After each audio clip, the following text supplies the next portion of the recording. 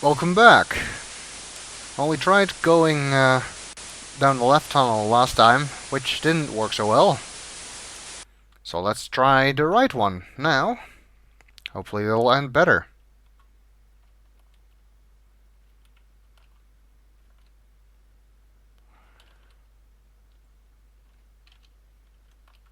Currents here just don't make any sense, because it was actually going down in both directions on the left. And here it's also going down on both directions into the waterfall and down the waterfall on the left. If you understand it, please explain it to me, because I don't.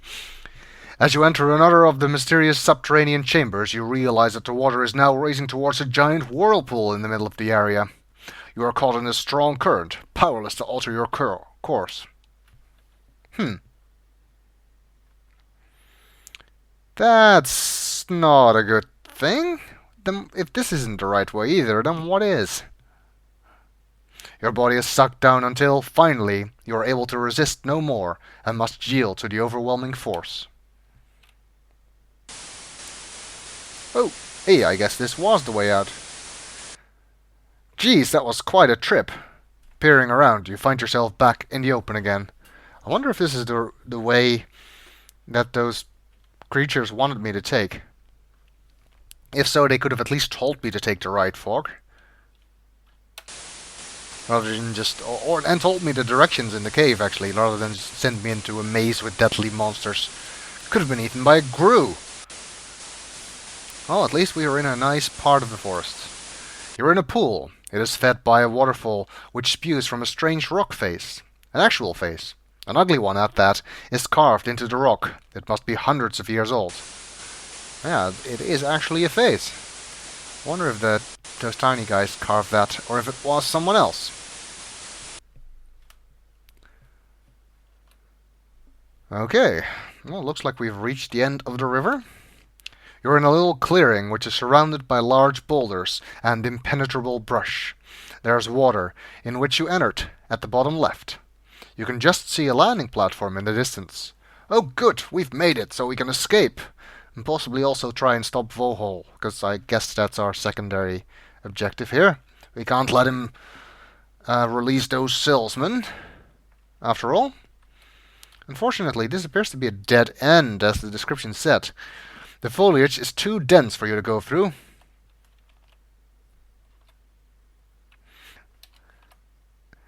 And, well, we're not getting through here. Now, there is actually no way out. So what do we do? And this is another puzzle where I have no idea how you're supposed to figure this out, except just try every possible thing that you can possibly do in the cave. What you're supposed to do here is blow the whistle that we got from the Gypazoid Novelty Company. It calls a Labian Terror Beast. You give the whistle a toot. It makes an odd sound. Last time we tried that, nothing happened, but now you hear an incredible whirring and grinding sound coming from the north.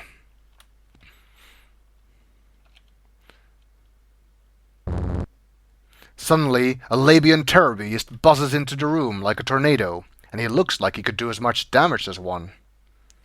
He put the Taz in Tasmania, come to Tasmania, down in Tasmania, we need you! Okay, may have gotten the lyrics wrong. Anyway, it should be pretty clear that the Labian terror beast is supposed to be like a Tasmanian devil, and if you do nothing, he'll attack you.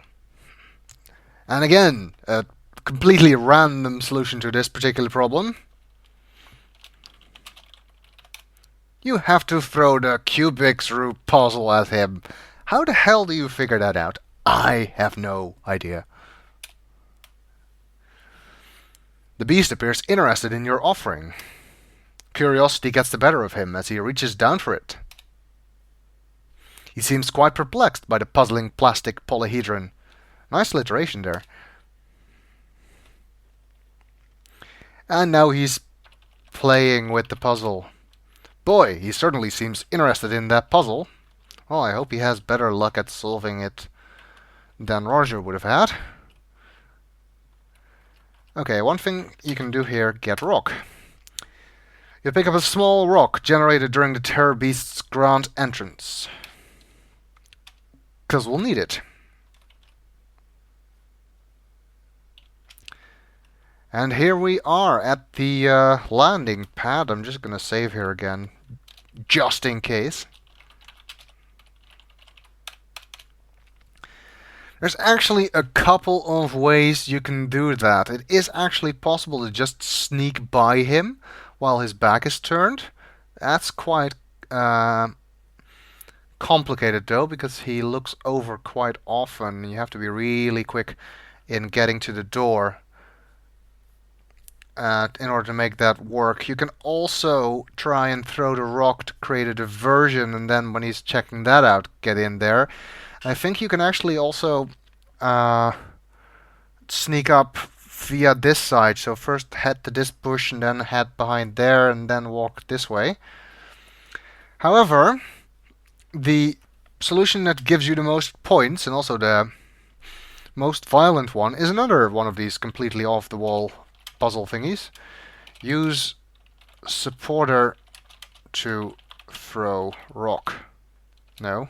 How do I do that? I think it's just sling rock, maybe. Yes, there we go. You sent the rock flying into the bushes. You hear it land. Wait, that's not what I wanted to do. Okay, that's the diversion tactic, but that's not what I intended to do. Okay, I want to sling rock at guard then. Which you cannot do without using the suspender. There we go. You cleverly use the athletic supporter to sling the rock at the guard. It makes serious contact with the side of his head. We like the way you think. He drops like a lead parakeet. Okay. The ripe thought of impact is momentarily sickening. He is perfectly still. That gives you the most points and is also the most gruesome and therefore the most fun. Alrighty. Can we search him? You find nothing. The guard is quite unconscious. It looks like he'll be out for a while. Oh, we didn't even kill him. Well, let's get in. Hopefully there's a shuttle there. The only visible means of opening the door is the keycard slot. Well, luckily, we got a keycard.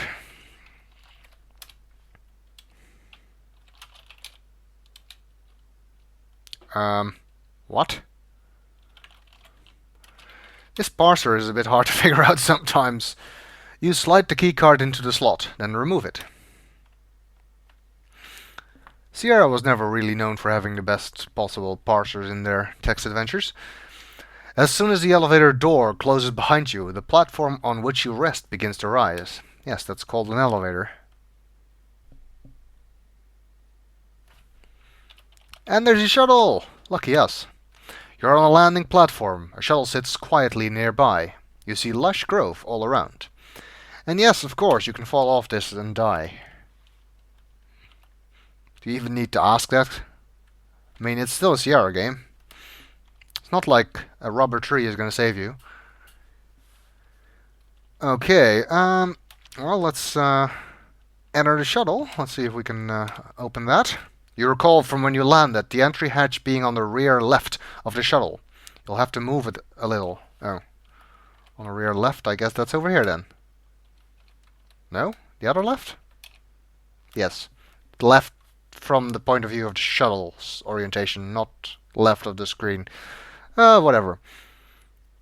We are inside. That's what matters. You're inside a shuttle cockpit. There's an instrument panel before you. Between your legs is a throttle. You can see the local treetops. How nice. Pull the throttle. That has no effect now. Okay.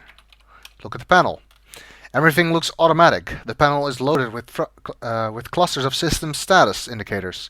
There's a power button, an attitude dial, and an ascent thruster button. Okay, well, let's turn the power on, I guess. Well, that helps. We'll see if we can get out of here in the next video.